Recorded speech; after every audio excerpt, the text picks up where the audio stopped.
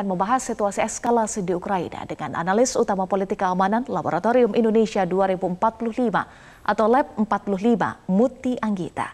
Selamat pagi Bu Muti, salam sehat. Selamat pagi. Baik, selamat pagi. Bu Muti, dari analisis Anda, apakah ancaman nuklir yang dikeluarkan oleh Putin ini adalah gertakan saja atau memang sudah masuk dalam bagian dari rencana lanjutan invasi?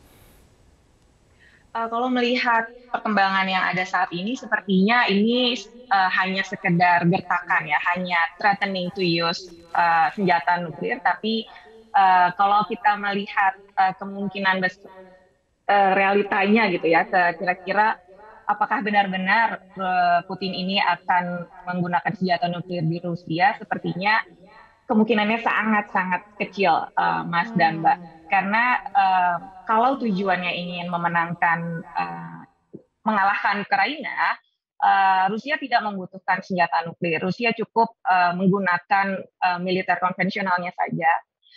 Kemudian alasan yang kedua adalah karena sampai saat ini Presiden Biden sudah announce bahwa US dan NATO itu tidak akan mengirimkan troops ke Ukraina.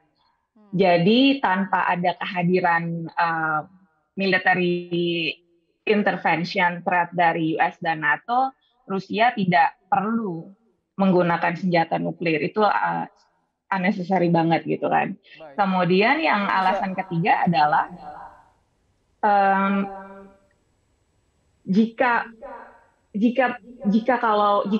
shocking escalation ada gitu ya, misalnya tiba-tiba minggu depan atau beberapa hari ke depan ada perubahan dari kebijakan Amerika dan NATO, mereka mau mengirimkan troops ke Ukraina gitu kan, itu pun tidak serta-merta akan membuat Putin mengaktifkan tombol nuklir istilahnya begitu, karena itu belum ada pressure yang cukup, karena kita tahu bahwa perang nuklir itu sangat mahal, sangat costly bagi semua pihak yang terlibat gitu. Jadi perlu ada pressure dan tekanan yang sangat besar untuk perang nuklir terjadi.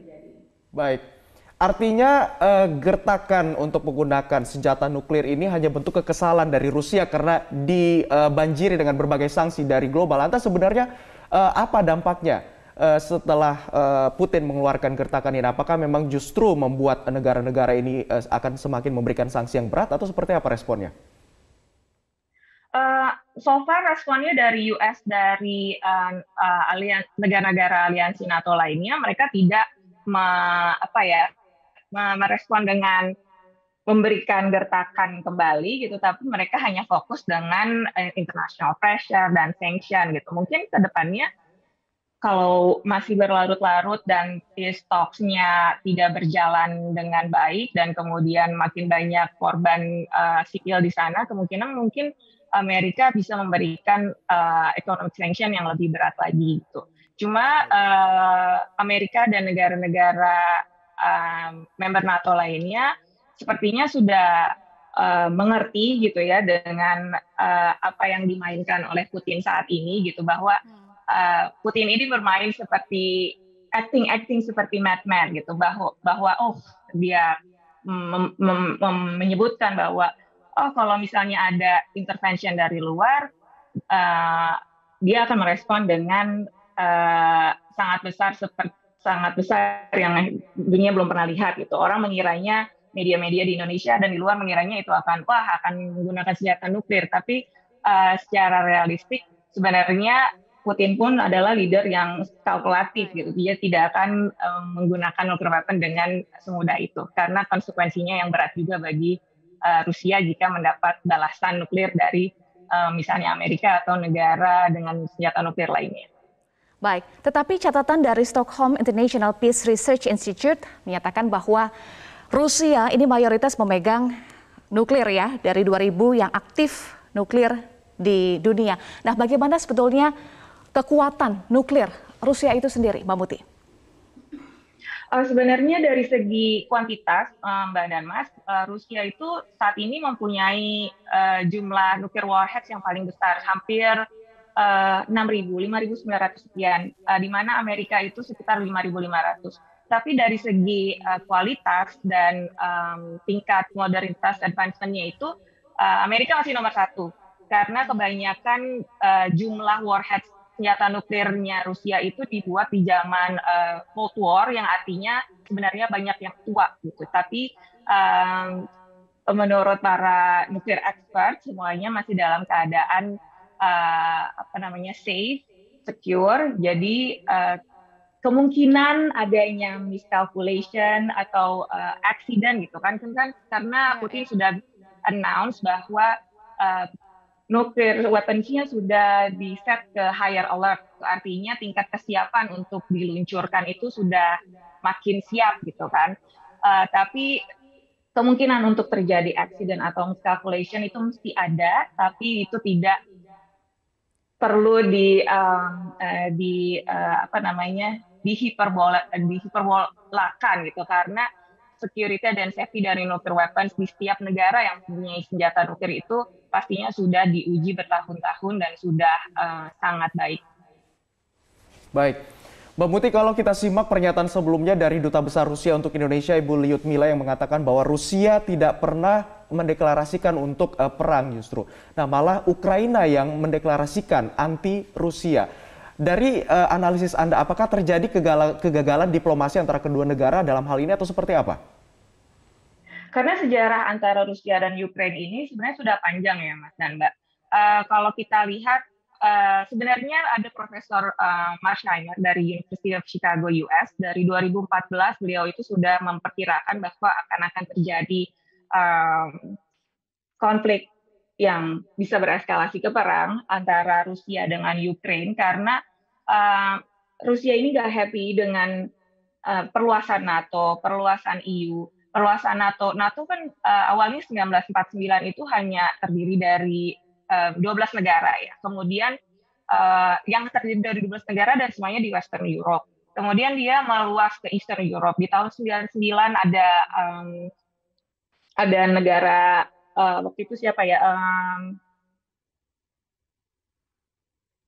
Poland, Czech Republic join, kemudian 2004 itu ada Slovakia, Romania, Bulgaria gitu kan join juga. Kemudian ada wacana Ukraine mau join juga. Jadi itu dia Rusia merasa threaten gitu ya bahwa loh kok NATO yang tanda kutip adalah bukan tanda kutip teman dekatnya, allies-nya US makin mendekati wilayahnya gitu. Apalagi sekarang Ukraine juga kan sudah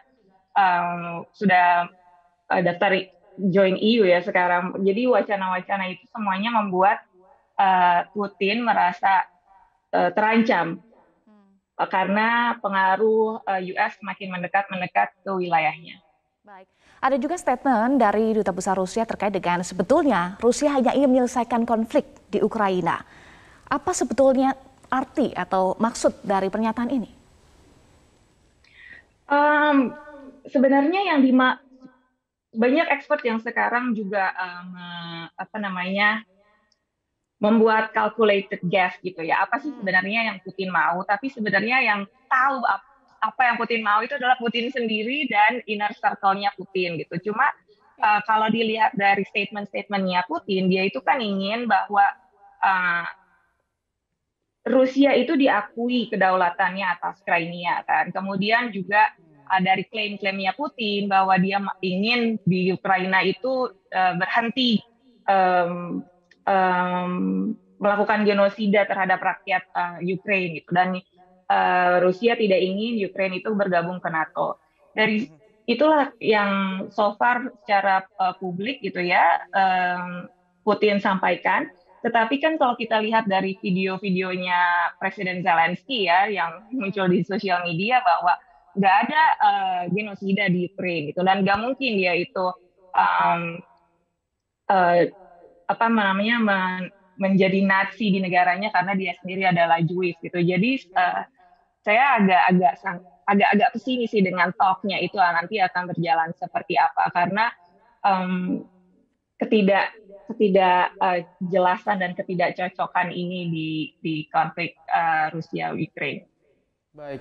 Lantas dari operasi militer dan juga invasi yang sudah dilakukan oleh Rusia, apa sebenarnya tujuannya? Kalau memang tadi Mbak Muti katakan bahwa ada beberapa data yang dicocokkan gitu, Anda sendiri mengatakan bahwa tidak sesuai begitu. Sebenarnya apa intinya? Sebenarnya agak sulit juga ya Mas Mbak, karena ini sudah hari kelima atau keenam di perang di Ukraine gitu kan. Cuma saya setiap hari masih bisa lihat ada teman saya di Ukraine masih posting sosial media, Presiden Zelensky juga gitu kan. Jadi air, listrik, internet itu masih jalan di Ukraine gitu. Maksudnya ini cukup mengejutkan sih untuk ukuran perang yang dilakukan oleh Rusia gitu kan.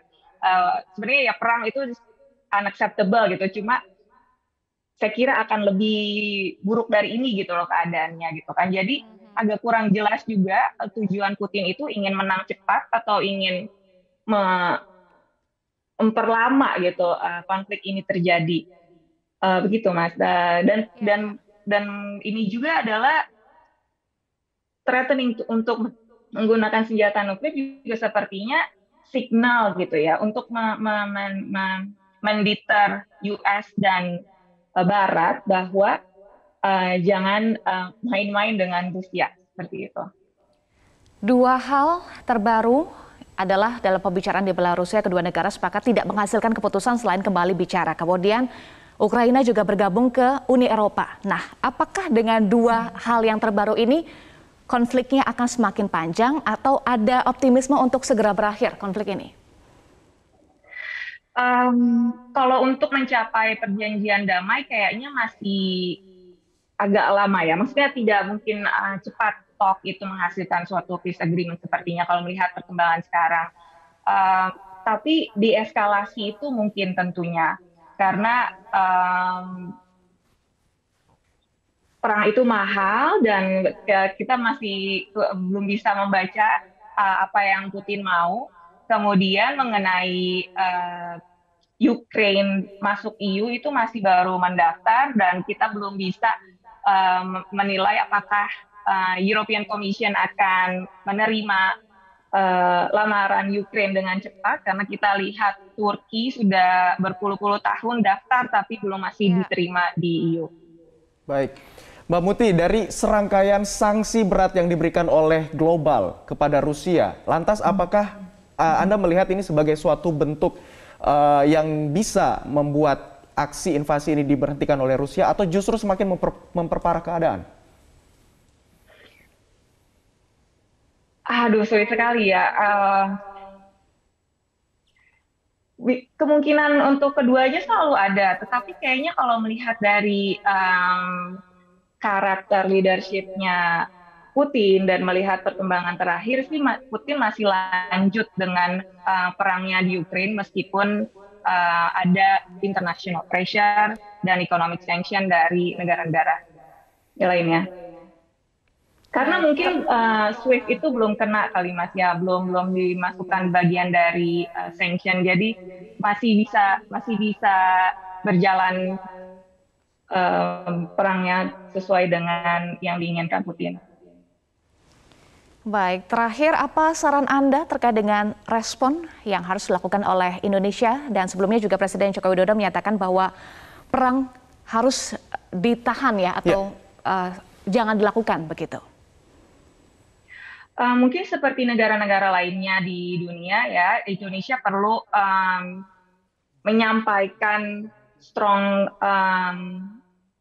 condemnation gitu ya. Jadi benar-benar mendorong Rusia untuk melakukan deeskalasi dan segera kembali ke meja perundingan untuk menyelesaikan konflik ini secara damai. Itu yang mungkin bisa dilakukan Indonesia untuk mendorong itu cepat terjadi. Dan semoga Indonesia juga bisa berperan lebih aktif lagi dalam membantu krisis humanitarian di sana, karena saya yakin banyak WNI yang tinggal di Ukraine dan semoga teman-teman Kemlu kita bisa memastikan WNI di sana selamat dan bisa kembali ke tempat yang lebih aman.